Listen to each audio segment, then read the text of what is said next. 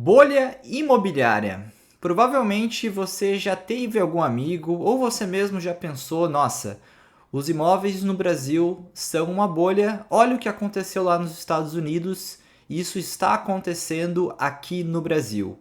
E hoje eu vou explorar um pouco esse assunto, vou falar um pouco mais do que foi de fato, né, a crise lá em 2007, 2008 nos Estados Unidos, que sim, foi uma bolha, né, no mercado imobiliário.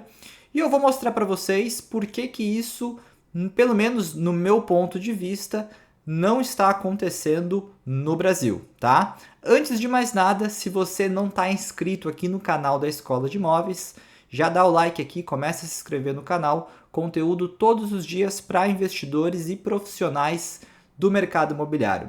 Mas vamos lá, eu realmente recebo muito assim ali no direct ou quando eu abro uma caixinha de pergunta lá no Instagram, perguntando se o fato, né, dos imóveis terem subido bastante nos últimos anos, se isso não é indício de uma bolha imobiliária, como aconteceu lá nos Estados Unidos e poderia estar acontecendo aqui no Brasil.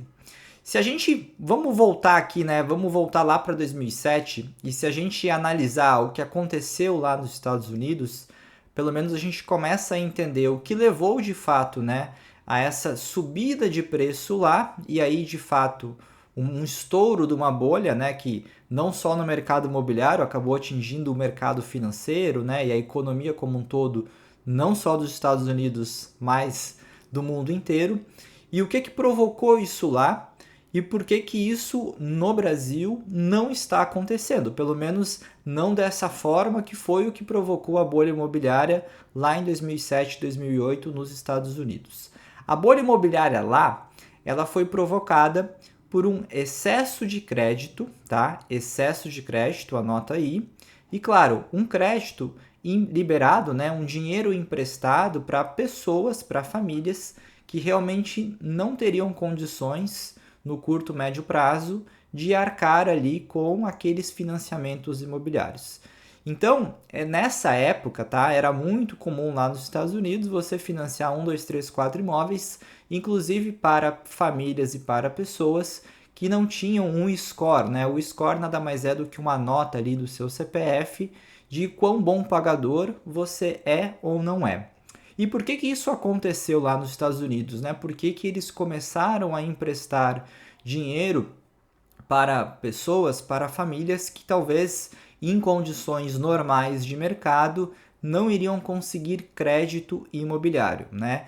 Existe um produto do mercado financeiro, né? Aqui no Brasil, eu diria que o similar seriam, né, a LCI, né, letras de crédito imobiliário, ou CRI, que seriam recebíveis imobiliários, na qual, né, os bancos eles vendiam, né, a carteira de crédito imobiliário para pessoas que compravam lá o direito de receber aqueles recebíveis imobiliários.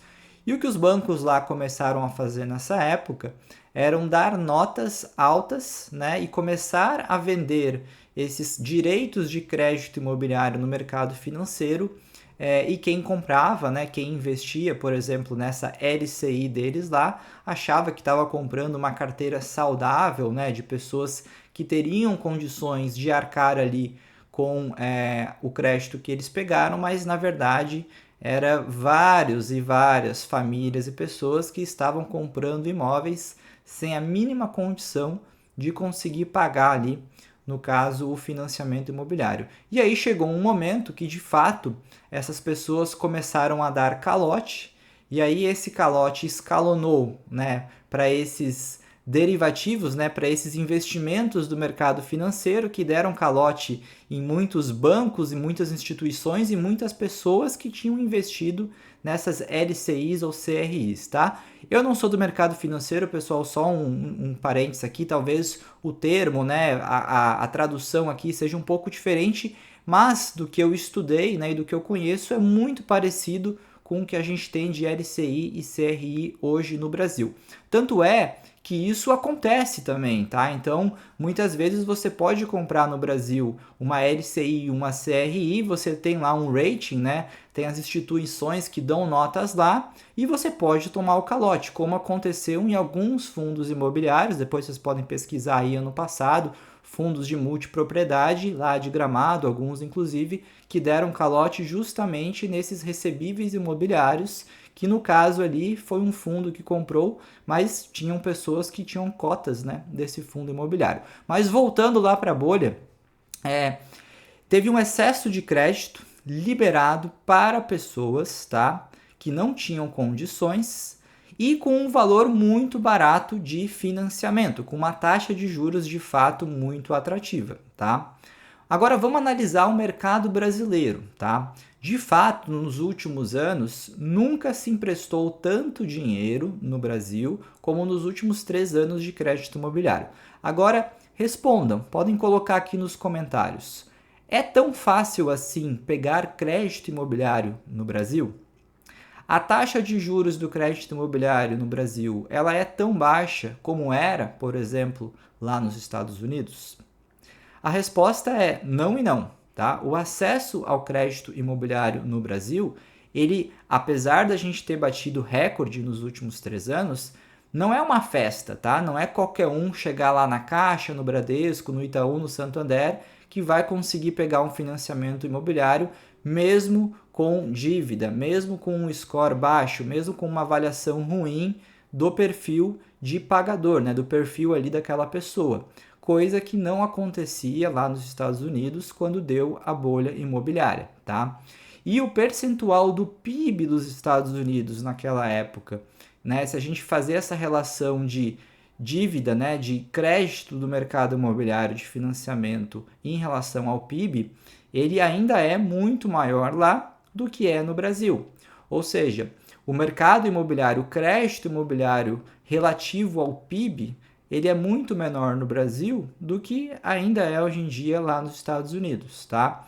Então, obviamente, quando a gente olha assim, nossa, os preços no Brasil, eles estão subindo, sim, nos últimos anos, em função da pandemia, taxa de juros baixa, uma série de fatores que a gente pode falar aí em outro vídeo, deram um novo boom, né, no mercado imobiliário residencial, mas longe de ser o boom, por exemplo, que aconteceu na pandemia nos Estados Unidos ou que aconteceu lá em 2005, 2006, 2007 nos Estados Unidos, né? Então, sim, a gente tem a impressão, e não é a impressão, né? De fato, os imóveis eles têm se valorizado bastante, mas não a ponto de falar que é uma mega hipervalorização fora, vamos dizer assim, do racional. Então, eu, Pedro, hoje, eu estou gravando esse vídeo aqui no meio de 2024, eu não acredito que existe uma bolha.